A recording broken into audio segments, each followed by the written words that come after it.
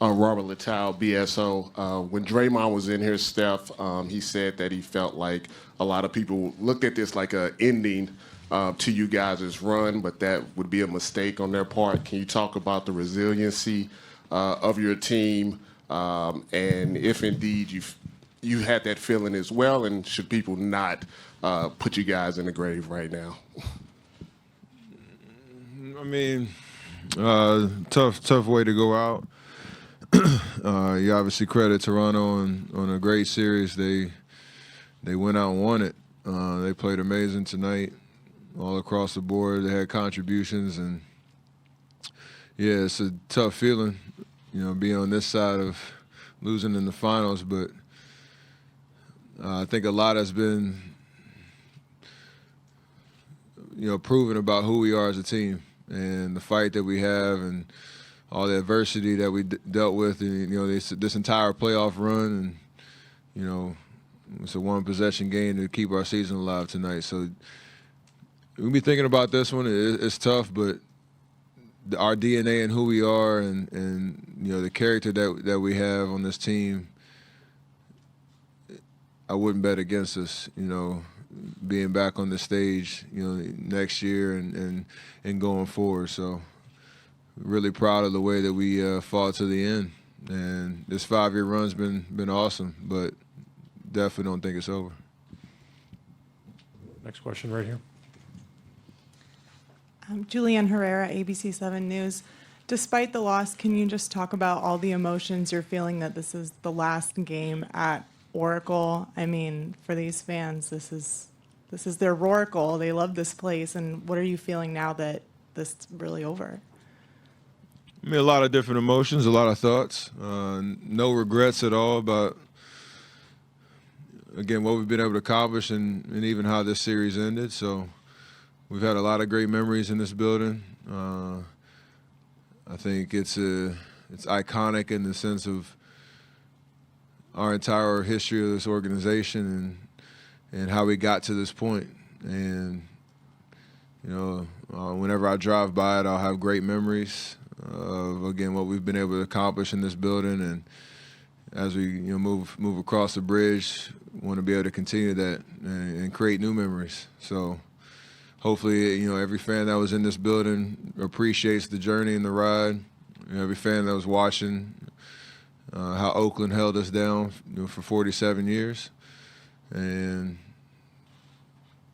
turn the page to bigger and better things coming for this franchise. Fourth row on your right, Steph. Steph, Mike Gannon, Toronto Sun. You saw a lot of Fred VanVleet in this series. What do you know about him now that you didn't know before? I mean, he's a gamer.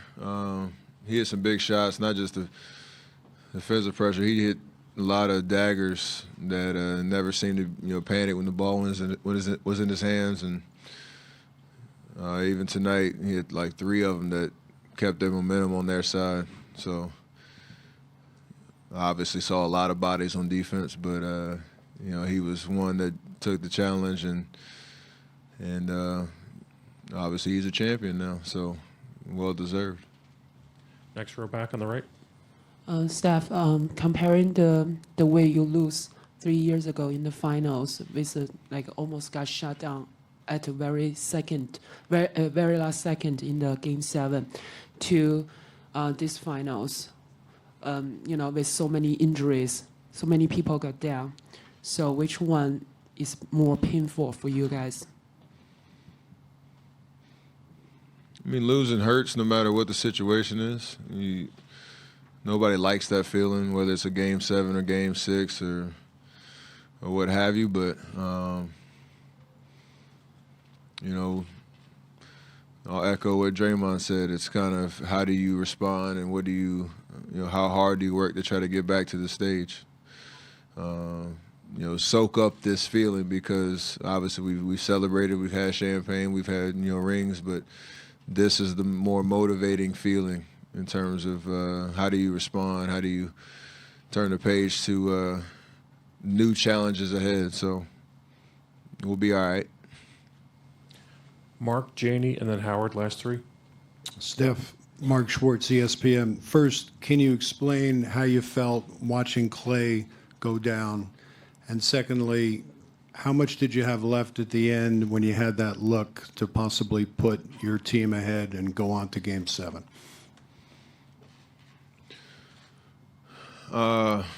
It's just tough in terms of a guy like Clay that left it all out there. He was playing amazing tonight.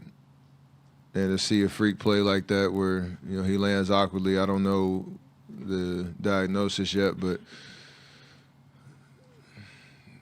you think about the person and the guy and how much he loves to play the game, and that's the only thoughts you have. It's really not about, what it means in terms of playing basketball. It's just I'm more concerned about him as an individual and hoping that he's all right. So I kind of, leave it at that. But the shot was one I take 10 out of 10 times. And, we ran a play that was kind of, we got a decent look off of, kind of a bobble catch. And, could see the rim, so I shot it.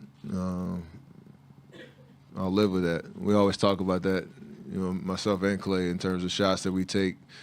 You live with it. And, I'd shoot that shot every day of the week. Janie, back center. Steph, Janie McCauley from Associated Press. You've said so many times this season, how difficult it is to win it all and how you guys need to cherish every moment together while this team is together. Do the events of the last couple days where Kevin has surgery and Clay goes down just show you how many things have to go right for a championship? I mean, and how things sometimes don't work out. For sure. I mean, in the history of this NBA, you could highlight every team that was supposed to win or had the best team and all the different storylines. And, 82 games in a full playoff run, a lot can happen. And it's just a matter of how much you fight and just leave it all out there on the floor. I think the way that we have talked and described this journey and whatnot, I don't think there's ever been a situation where we've taken anything for granted. And that's something I can look back and just we all can hold our head high that, we gave it everything we got. To your point about, two guys who would go down and the game's kind of taken away from them in those moments, it's not a good feeling at all. And it's kind of a helpless feeling in terms of, two freak plays that, send these guys back to the locker room. So it's tough, but it's part of basketball. It's part of the game.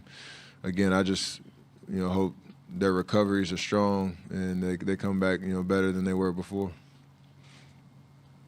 Howard, last question here on the left side.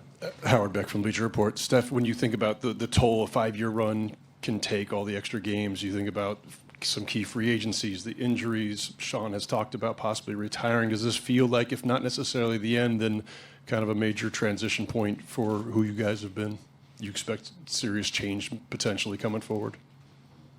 I mean, I'm not sure. There's a lot of, obviously, decisions that will go into the summer, and we'll deal with those accordingly. But, I think true champions like we are, we should be able to adapt and keep the same kind of DNA no matter what our roster looks like next year. And have high hopes about, being back on the stage, whether it looks the same or not, or obviously we're changing buildings and all that type of stuff. There is going to be some change, but we'll enjoy this summer. Like you said, it's been a long journey. We've played a lot of basketball, get away from the game a little bit, refresh the minds. Guys go through some rehabs and get back stronger. Next season will be next season, and we'll come back with the right mentality. So it's kind of hard to talk about because it's a tough way to go out, and it's tough to lose in the finals. But story's not over yet. Thank you, Steph.